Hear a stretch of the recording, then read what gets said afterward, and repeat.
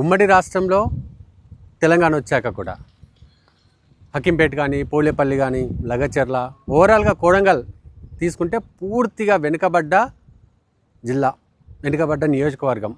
పొద్దున్నే లేస్తే బొంబాయికి పూణేకి పోయేటోళ్ళు బ్యాగులు పట్టుకొని ఇక్కడ నుంచి అయితే కోజిగి నుంచి బస్సు పోతుంది, ఈ నుంచి 7 కిలోమీటర్లు కోజికి బస్సుకి అక్కడికి వెళ్ళి అక్కడి నుంచి పూణే బొంబాయి పోయేటోళ్ళు.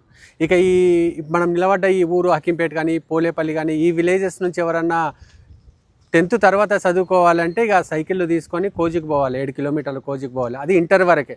డిగ్రీ చదవాలంటే ఇక వాడు వెతుక్కోవాలి. ఇక హాస్పిటల్ అంటారా హైదరాబాద్ పోవాలి, 100 కిలోమీటర్లు 3.5-4 గంటల జర్నీ మాకు. అలాంటి కొడంగల్ 400 ఫీట్లు వేస్తే కానీ చుక్క నీరు రాని మా ప్రాంతం. ఒక్క కాలువ లేదు, ఒక నది లేదు, ఎలాంటి వాటర్ సోర్స్ కూడా మాకు లేవు. 400 ఫీట్లు వేస్తే కానీ ఒక చుక్క వాటర్ రాదు. అసంటి హకీంపేట, అసంటి కొడంగల్, అసంటి పోలేపల్లి అంటే ఈ కొడంగల్ నియోజకవర్గం పూర్తిగా అంత దారుణమైన పరిస్థితిలో ఉండేది. ఇప్పుడు ఒక్కసారిగా రేవంత్ అన్న పుణ్యాన, రేవంత్ అన్న ముఖ్యమంత్రి అయిన తర్వాత ఈ నియోజకవర్గం చేసుకున్న అదృష్టం కొద్దీ ఈరోజు మనం నిలబడ్డ స్థలంలో ఈ రాష్ట్రంలో ఉన్న విద్యా సంస్థలన్నీ ఈ స్థలంలోనే వస్తున్నాయి. మనం ప్రస్తుతం హకీంపేట్ విలేజ్లో ఉన్నాం. ఈ హకీంపేట్ విలేజ్లో ఎడ్యుకేషన్ హబ్ వచ్చింది. మొత్తం రాష్ట్రంలో ఏమేమి విద్యా సంస్థలు ఉంటాయో ప్రభుత్వానికి సంబంధించిన ప్రతి విద్యా సంస్థ, engineering, medical, integrated, Sainik school, ఇలా ప్రతి విద్యా సంస్థ కూడా ప్రస్తుతం ఈ ప్లేస్లో వస్తుంది. ఆల్మోస్ట్ మీరు చుట్టూ చూస్తున్నారు, ఇక్కడ అంతా కూడా కన్స్ట్రక్షన్ జరుగుతున్న పరిస్థితి మనకు కనిపిస్తుంది. అన్ని బిల్డింగ్లు కూడా ఆల్మోస్ట్ పిల్లర్ స్థాయికి వచ్చేసినాయి. అంటే ఇంకొక సంవత్సరంలో పూర్తి ఇక్కడ అకాడమిక్ ఇయర్ అనేది స్టార్ట్ కాబోతున్నది. అంటే ఎంత అదృష్టం చేసుకొని ఉండాలి. 1000 కోట్ల రూపాయలు అంటే 5 లక్షల రూపాయల సీసీ రోడ్ రావడానికి ఒక ఎమ్మెల్యే చుట్టూ నెలల తరబడి తిరిగేటోళ్ళు మా పెద్దోళ్ళు 5 లక్షల సీసీ రోడ్ కోసం. అసంటి మా గ్రామాల్లో ఈరోజు 1000 కోట్ల రూపాయల అభివృద్ధి ఈరోజు జరుగుతుంది. కారణం రేవంత్ అన్న మాట ఇచ్చిండు, రేవంత్ అన్న పట్టుదల. అంటే పూర్తిగా వెనుకబడిన కొడంగల్ని, పూర్తిగా దరిద్రంలో బతుకుతున్న కొడంగల్ ప్రజల్ని ఎట్టి పరిస్థితుల్లో కూడా తను మాట ఇచ్చారని చెప్పేసి పూర్తిగా వాళ్ళని ఉన్నత స్థానానికి తీసుకుపోవాలని రేవంత్ అన్న చేస్తున్న కృషిలో భాగమే ఈరోజు మనం చూస్తున్నాం. ప్రస్తుతం మనం ఉన్న ఆ ప్లేసు ఇటు హకీంపేట్, పోలేపల్లి రెండుటికి సంబంధించి ఒక ఇంటిగ్రేటెడ్ ఒక ఎడ్యుకేషన్ హబ్గా రూపాంతరం చెందింది. ఎడ్యుకేషన్ హబ్లో మెడికల్ కాలేజ్తో పాటు 450 పడకల హాస్పిటల్ కూడా రీసెంట్గా తిరుపతి అన్న వచ్చి భూమి పూజ చేసి పోవడం జరిగింది. అంటే ఇంత పల్లెటూరులో కొడంగల్లో కనీసం మాకు చిన్న ఇది వస్తే హైదరాబాద్ పోవాల్సిన మేము ఈరోజు ఈ ప్లేస్లో 450 పడకల హాస్పిటల్ వస్తుంది. అంటే మెడికల్ కాలేజ్కు 220 పడకల హాస్పిటల్ సపరేటు, మళ్ళీ మెడికల్ కాలేజ్కు సంబంధం లేకుండా 450 పడకల మెడికల్ హాస్పిటల్ కూడా ఈరోజు ఇక్కడికి రావడం జరిగింది. ఇంజనీరింగ్ కాలేజ్ కూడా ఆల్రెడీ కన్స్ట్రక్షన్ స్టార్ట్ అయిపోయింది, ఇంటిగ్రేటెడ్ స్కూల్ స్టార్ట్ అయిపోయింది, అట్లాగే నర్సింగ్ కాలేజ్, దాంతోపాటు సైనిక్ స్కూల్, ఇట్లా చెప్పుకుంటూ పోతే ఆల్మోస్ట్ 220 ఎకరాల్లో 1000 కోట్ల పెట్టుబడులతో ఈరోజు ఈ ఎడ్యుకేషన్ హబ్ అనేది రూపాంతరం చెందుతుంది. విద్య, వైద్యం, నీరు, ఉపాధి కోసం కూడా ఈ ఏరియాలో భూసేకరణ కోసం ప్రభుత్వం నోటిఫికేషన్ ఇచ్చినాక టీఆర్ఎస్ పార్టీ చేసిన కొన్ని కుట్రల వల్ల కొంత టీఆర్ఎస్ కార్యకర్తలు చేసి కలెక్టర్ పైన దాడి చేసి అధికారుల పైన దాడి చేసినా కూడా ఆ రోజు రైతులు ఎక్కడా కూడా భయపడకుండా పూర్తిగా భూసేకరణకు సహకరించారు. భూసేకరణ అయిపోయింది. ఈరోజు ఎంత సంతోషంగా ఉన్నారంటే ప్రస్తుతం ఇప్పుడే ఇంకా ఏది స్టార్ట్ కాలేదు, జస్ట్ వర్క్ నడుస్తున్నప్పుడే ఈ చుట్టుముట్టు పల్లెల నుంచి పెద్ద ఎత్తున ఇక్కడ యువతకు కానీ మహిళలకు కానీ పెద్ద ఎత్తున ఉపాధి దొరుకుతుంది. ఇప్పుడు కరువు వచ్చేసింది, వర్షాలు లేవు. ఇప్పుడు చాలామంది ఈ ప్లేస్లలో పని చేసుకుంటున్నారు. అంటే ఆ రోజు ఏ మాట అయితే రాష్ట్ర ముఖ్యమంత్రి చెప్పిండో, మీరు అక్కడ భూములు ఇవ్వండి, మీకు ఉపాధి వస్తుంది, మీకు విద్య వస్తుంది, మీకు వైద్యం వస్తుంది అని చెప్పేసి ఆ రోజు రాష్ట్ర ముఖ్యమంత్రి ఏదైతే చెప్పిండో అది 100% ఇప్పుడు జరుగుతుంది అని చెప్పి మనకు ప్రత్యక్షంగా ఇక్కడ కనిపిస్తుంది. ఒక్కొక్క బిల్డింగ్ మీరు చూస్తున్నారు కదా, పిల్లర్ స్థాయికి వచ్చేసిన ఆల్మోస్ట్ 2027లో ఇవన్నీ కూడా అకాడమిక్ ఇయర్ స్టార్ట్ కాబోతుంది.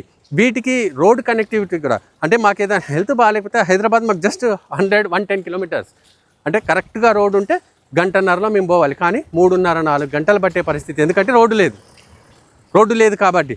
ఇప్పుడు ఈ హకీంపేట మనం నిలబడ్డ ప్లేస్ నుంచి జస్ట్ రాజేంద్ర నగర్కు 72 కిలోమీటర్లు, 6 లైన్ రోడ్, అంటే జస్ట్ 40 మినిట్స్లో వెళ్ళిపోవచ్చు. ఎందుకంటే 72 కిలోమీటర్స్ 6 లైన్ రోడ్ కాబట్టి జస్ట్ 42 మినిట్స్లో మనం అక్కడికి చేరుకోవచ్చు. అంటే రోడ్డు సౌకర్యం లేదు, విద్య లేదు, వైద్యం లేదు, ఉపాధి లేదు, నీళ్లు లేవు, ఏది లేదు. జస్ట్ పూణే పోవాలి, బతకాలి. బోర్ వేసేవాడికన్నా అదృష్టం ఉండి 400 ఫీట్ల బోర్ వేస్తే నీళ్లు పడితే వాడన్నా వ్యవసాయం చేసుకోవాలి, లేదా హైదరాబాద్ వెళ్ళి బిల్డింగ్ల కింద పని చేసుకోవాలి. గదే మా పరిస్థితి. కోడంగల్లో నేను ఇక్కడనే చదువుకున్నా, నేను ఇక్కడే పుట్టినా కాబట్టి కోడంగల్ పూర్తిగా కోడంగల్ చరిత్ర ఏందో తెలుసు. ఎంత అధ్వానంగా ఉన్నాం, ఎంత తొక్కబడి ఉన్నాం మేము కోడంగల్ నియోజకవర్గం. ఎందుకంటే కర్ణాటక బార్డర్లో ఉంటాం మేము, సగం కర్ణాటక భాష కూడా కలిసి ఉంటుంది మాకు. సో మమ్మల్ని ఈ రాష్ట్రం వదిలేసుకున్న పరిస్థితి ఉండే. అలాంటి కోడంగల్కి ఈరోజు మహర్దశ వచ్చింది. కోడంగల్ పేరు చెప్తేనే కోడంగల్, ఇప్పుడు మేము పట్నం పోవం చదువుకోవడానికి, పట్నం వాళ్ళే మా కోడంగల్కి వస్తారు చదువుకోవడానికి.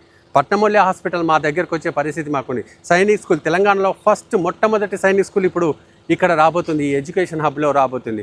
సో ఓవరాల్గా ఈరోజు ముఖ్యమంత్రి స్వయంగా, అంటే ఏదో నిధులు ఇచ్చినా ఏదో జీవోలు ఇచ్చినా అయిపోయింది, పనులు నడుస్తాయి కదా అన్నట్లు లేదు. స్వయంగా ముఖ్యమంత్రి ఈరోజు ఈ స్థలానికి వచ్చి ఒక్కొక్క బిల్డింగ్ ఎంత కన్స్ట్రక్షన్ అయింది, ఎంత వర్క్ ఎట్లా నడుస్తుంది, దాంతోపాటు ఇంకెంత పెండింగ్ ఉంది, ఇవన్నీ కూడా స్వయంగా ఇక్కడ కూర్చొని ఒక 3-4 గంటల పాటు ఒక్కొక్క బిల్డింగ్ దగ్గరికి తిరిగి చూసి పూర్తిగా అదే టెంట్లో కూర్చొని ఆల్మోస్ట్ ఒక 3-4 అవర్స్ మొత్తం అధికారులను ఇక్కడికే పిలిపించుకొని ఇక్కడే కూర్చొని రివ్యూ చేయడానికి వస్తున్నారంటే ఎంత నిబద్ధతతో ఈ రాష్ట్ర ముఖ్యమంత్రి ఈ ప్రాంతాన్ని అభివృద్ధి చేయాలి, తన కోడంగల్ నియోజకవర్గాన్ని అభివృద్ధి చేయాలని ఎంత నిబద్ధతతో, ఎంత పట్టుదలతో ఉండడో మనకి ఇక్కడ జరుగుతున్న ఇవన్నీ చూస్తే కూడా తెలుస్తుంది.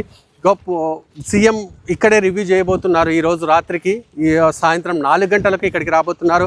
4 గంటల నుంచి 5 గంటల వరకు మొత్తం ప్రతి కాలేజీ బిల్డింగ్ దగ్గరికి తిరిగి అక్కడ ఎలాంటి వర్క్ నడుస్తుంది, ఇంకెంత పెండింగ్ ఉంది, ఎప్పటిలోపు కంప్లీట్ చేయాలని మొత్తం చూసిన తర్వాత కోడంగల్ అభివృద్ధి పనులపై ఇదే టెంట్లో కూర్చొని ఈరోజు రాష్ట్ర ముఖ్యమంత్రి రివ్యూ చేయబోతున్నారు.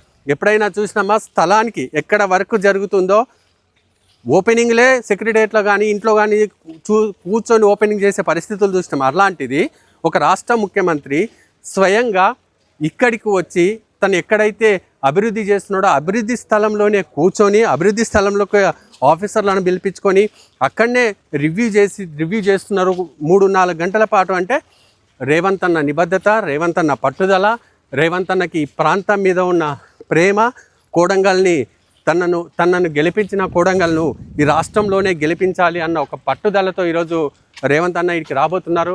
ఈరోజు సాయంత్రం 4 గంటలకు హైదరాబాద్ నుంచి హెలిప్యాడ్లో చాపర్లో ఇక్కడికి వస్తారు. ఇక్కడ 4 గంటలకు దిగిన తర్వాత ఒక గంట సేపు ఈ 220 ఎకరాలు మొత్తం తిరిగి చూసి అక్కడ ఎక్కడ ప్రోగ్రెస్ తీసుకొని తర్వాత ఇక్కడే అధికారులతో రివ్యూ చేసి ఈరోజు రాత్రికి మళ్ళీ కోడంగల్ వెళ్ళబోతున్నారు. రేపు కూడా కోడంగల్లోనే ఉంటున్నారు.